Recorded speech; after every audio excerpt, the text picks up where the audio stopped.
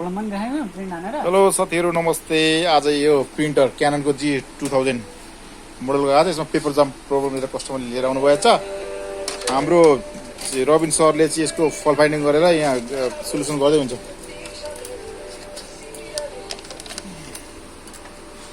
कसरी गर्ने त यहाँ पेपर हाल्ने भन्दै जाने पेपर हाल्ने ट्विजर खोज्ने हल्का यो सेन्सरलाई उठाउने अनि पेपरलाई सेन्सर देखिँदैन दाजु। सेन्सरलाई हल्का उठाएर पेपरलाई भित्र ठेल्ने आफै ठेलिन्छ कि घुमाउनु चक्का घुमाउनु पर्यो। चक्का घुमाउनु पर्यो नि गियरबाट भित्र ठेल्ने। पछि तपाईले उता गियर घुमाउँदै हुन्छ हैन भित्र ठेल्ने कतिसम्म ठेल्न सकिन्छ ठेल्ने। लगभग 50% कटिसके पछाडि अर्कोतिरबाट चेक गर्ने। सेन्सर भनेको यो उतो हैन त यो त जानो भित्रको लिभर त्यहाँनेरि उचाल्ने। खोइ म एकचोटि त्यो सेन्सरलाई देखाइदिन्छु। यो नि यो हैन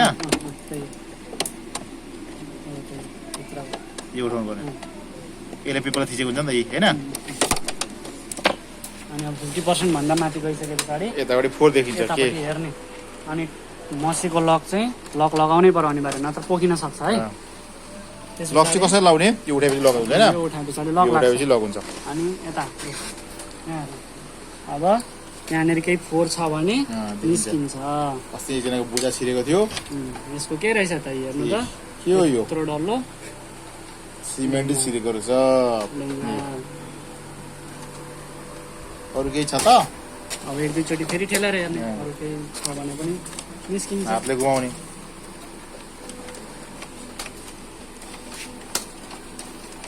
त्यो ब्रह्मास्त्र हो एकदम प्रिन्टरको लागि त्यो आइडिया हो। त्यस्तो केही छैन। पेपर जम इररमा यस्तो कोड के आउँछ कति बिलिङ आउँछ E03 E03 E02 यो यसको त डिस्प्ले वाला हैन त ब्लिङ वाला हो नि त।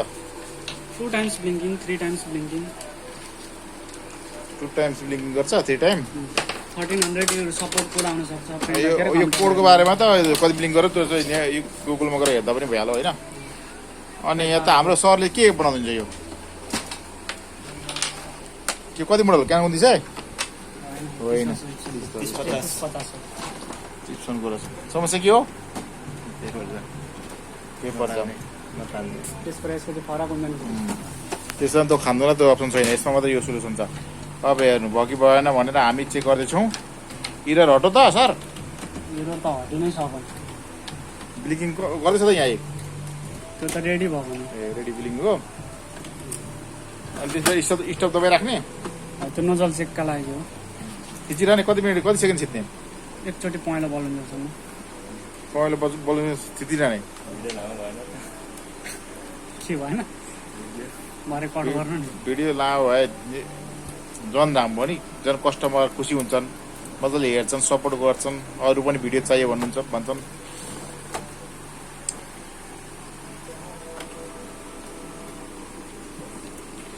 अरू यसमा फल फाइन अरू समस्या भनेको यसमा त पाइपमा हावा जाने पनि हुन्छ नि कतिको आइरहेको छ प्रब्लम यसमा।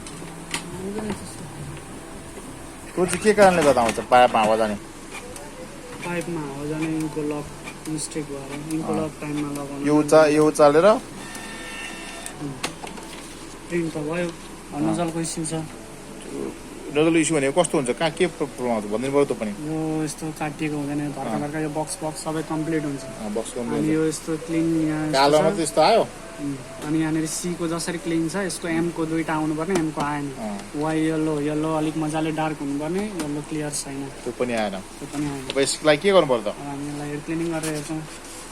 क्लिनिङ कसरी गर्ने अब अघि दाइले भन्नुभएको पाइपमा मसिन नभएको केसेसमा लागु हुन्छ। त्यसमा ब्ल्याक मात्रै छ पाइपमा कलर छैन। कलर मसी छ तर छैन। यो केसमा इन्प्लस मसीको बाँडो छ तर यहाँ पाइपमा मसी छैन। इन्प्लस हान्दैन आफै तान्छेले। अनि कुनको सुई लगाएर तान्नु पर्थ्यो त भित्र सुई लगाउनु पर्दैन कुनैको पनि। अनि पाइपमा मसी नहुँदाखेरि भित्र सुई लगाएर तानेको होइन त पर्दैन। इन्प्लस गर्न नहुने केसमा मात्रै छैन के छैन भने चाहिँ सुई लगाएर तान्यो आफूसँग अप्सन छैन भने सुई लाउने नत्र पर्दैन।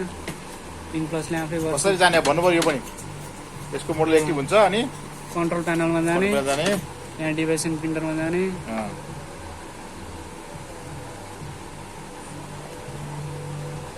खुलेन त अनि ल्यापटप स्लो छ नि।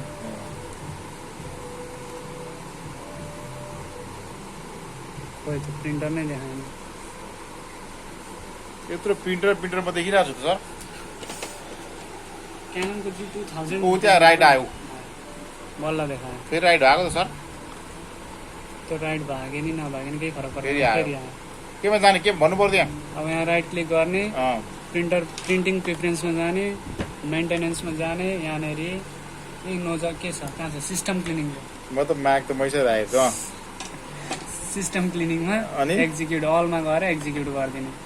ओके भयो। अनि त्यो के वार्निङ आयो त सर? वार्निङ केही पनि होइन, अरू केही काम नगर्नु, यो कम्प्लिट नहुँदैसम्म भन्नु।